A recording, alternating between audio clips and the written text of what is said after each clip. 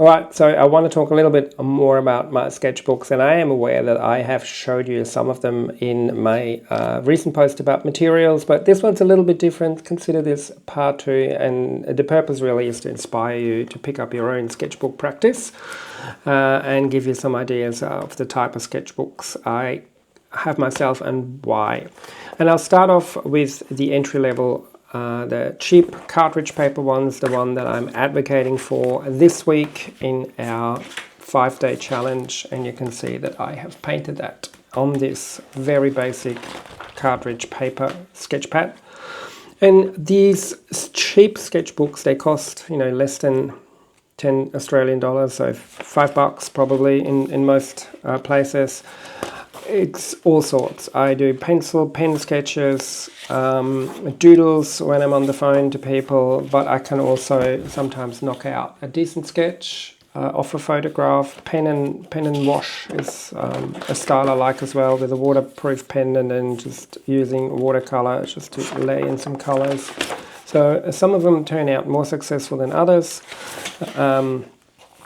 I can use it for just basic experimentation, and then then it turns into a notebook when I have things I want to record, and it's the only one I can get my hands on. So it's a catch-all sketchbook, and the whole point of it is it's low pressure. I don't care wasting paper, and I really can rip through them in a month or so, or even in some weeks.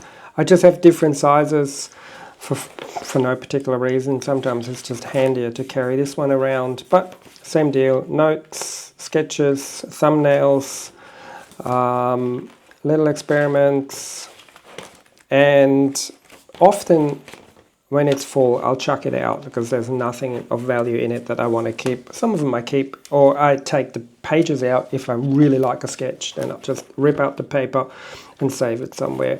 This one's, I don't know, it's not better, but it's just a hardcover. Nice to have. The paper has a bit of a yellowy tint to it. Once more, same deal. Notes, sketches, scribbles, doodles.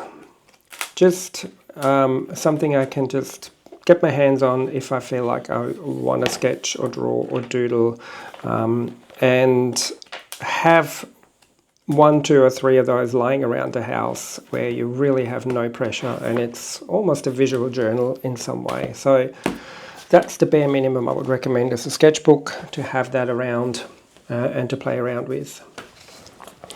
The next level up is our intermediate watercolor sketchbooks. The paper is a bit stronger, it's usually a bit thicker. It's not necessarily a watercolor sketchbook with 100% cotton. It's usually a cotton blend. This one, for example, is 35% cotton.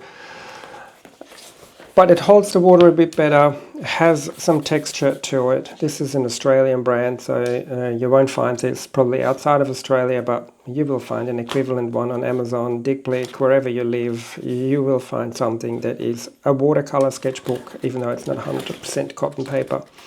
And I kind of take the same approach, but here I won't scribble or take notes in it or doodle with it. This is watercolor only, so pretty much only gets a brush and paper and pigment on it. But it doesn't have to be pretty. I'm practicing my signature. But yeah, little exercises. Sometimes I plan my watercolor workout in these type of sketchbooks. It's just a bit better for blending. So again, low pressure though, doesn't cost a lot. I don't care wasting a page, and I go through this quite frequently on a regular basis. I've got, again, different sizes. I experiment with it. I like the Canson XL. That doesn't have a lot of tooth to the paper. It's a bit more hot press like, but it's a good paper. I like that it is. It's got ring bound, so I can flip the pages over like that.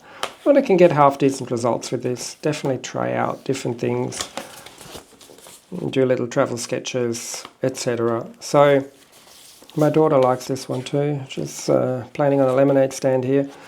Good for value sketches, one color, studies, etc. So one level up from the last type of sketchbooks.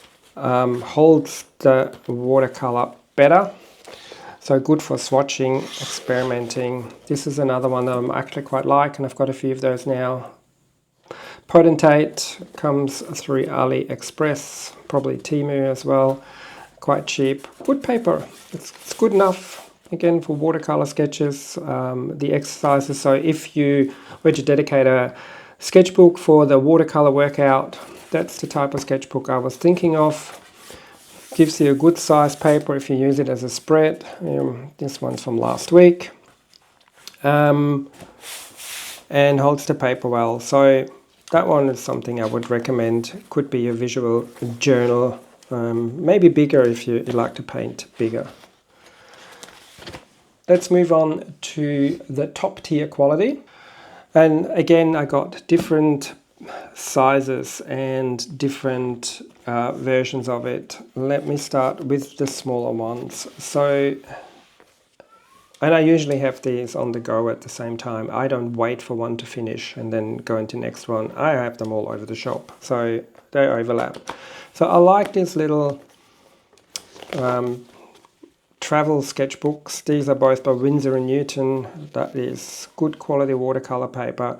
And you can see these are definitely more refined sketches that I'm trying out here. And what I like about it, it's kind of this postcard size. So I think about it as painting little postcards when I go out. Not all of these are done on location or plein air sketches. Some of these are done in the studio here of the photos. But I like the size. I like thinking in small postcard sizes. So great for that. This one's a bit bigger, or actually I used narrower masking tape, so I have a little bit more paper surface. But yeah, this is almost flipping through a photo album of paintings and ideas and sketches. Sometimes I make little annotations. So I like this size because it's so compact. For quite some time I used the Etcher sketchbooks, and I have mentioned that in the last video. Because the paper quality was so fantastic, or is fantastic, it's just become a little bit unaffordable. But what I'd like to show you with this type of sketchbook is you can create these pages and design your spreads a little bit. Like, I like dividing up the page into smaller and, you know, different kind of sizes as well. Like, that's one of my favorite pages out of this book. Create a little montage of themes and ideas. Could be a day out, and then something unusual, maybe like a panorama, etc. So there's some definitely nice ideas in here. I can use it as a double spread, which makes it a beautiful wide panorama, and you can see it has its own appeal. Like, this is not something I can hang up and frame, but going through this book, and this is a couple of years old now, I actually just really enjoy looking through it, to be quite honest. Just because there's interest there, every page is a little bit different here. I didn't even like the small playing with the vignette. This was a camp trip, so now I'm remembering the camp trip again. And I'm just trying with different layouts. And that's what I love about sketchbooks and working in sketchbooks. But yeah, this is proper watercolor paper, so that's why the paintings also look a little bit more refined. This is another Etcher sketchbook, just with different cover texture. Another one of those double spread ones, and you know, it's quite a unique format. I would never cut a piece of paper to this size and then do a painting. That is only possible because I have a sketchbook where I just open the page and then paint like that. And again, playing with different formats and framings. Here's another one. Those paintings aren't all that crash hot, but I like the composition of the page, a sky and a small landscape and a vertical. Good way to keep a record of things, and I can also see the progress. So I can see that this is a painting from, I don't know, a few years ago. That would look, or I like to think that this would look a lot better now than it did back then. Here's another one, those double spreads with some notes, like a visual diary. And the last thing I will talk about, because I'm aware this is a very long video, is when I hand make them, I buy an old book, rip the pages out, and then I glue my own watercolor pages in. You can look up the tutorials how to make a sketchbook. And here I've just tried a vertical format, a portrait format, and it gives me different options to play with, vertical and then postcard size again. And again, here I can play with different layouts and formats. And there's probably a double, yeah, there it is, like it's a double spread. It's quite big. So this is a good size, almost like a quarter sheet painting. This is the way to go for me now. I make my own sketchbooks. I can't afford, or I don't want to spend as much on the etcher ones. And this is the paper that I like to work on anyway. So I might as well make my own. And again, a little visual diary of, I don't know, a theme around seascapes and one in the snow.